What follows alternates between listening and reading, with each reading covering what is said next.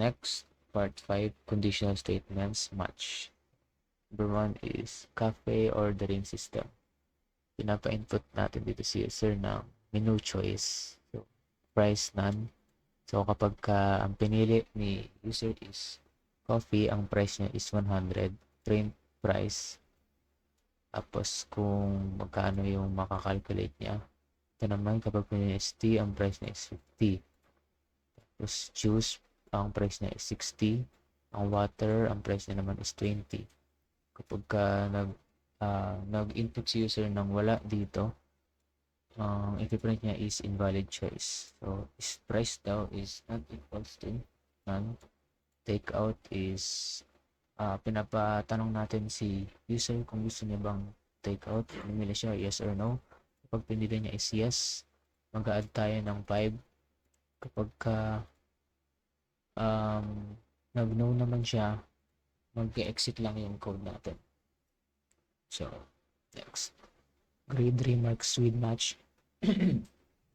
So, dito pinapa-input natin si user ng letter grade, which is A, B, C, D, and F. So, kapag pinindot niya is A, ang remark is excellent. Kapag B, ang remark very good. Kapag C, good. Letter D, fair. Letter F, failed. So, kapag wala dyan yung pinili niyang letter, ang print is invalid, grade, enter. So, print remarks. So, magamitin lang natin yung remark na variable para lumabas yung output. Next is currency converter. Ito naman, ang ini-input ni user is currency code, USD, EUR, JPY, tsaka PHP. Kapag USD, ang money nun is equals to 50. Pag EUR, 70, JPY is 60, tapos pag PHP is 1. So, kapag wala dito yung input ni user, ang i-print niya is invalid currency code. So, the amount is equals to float.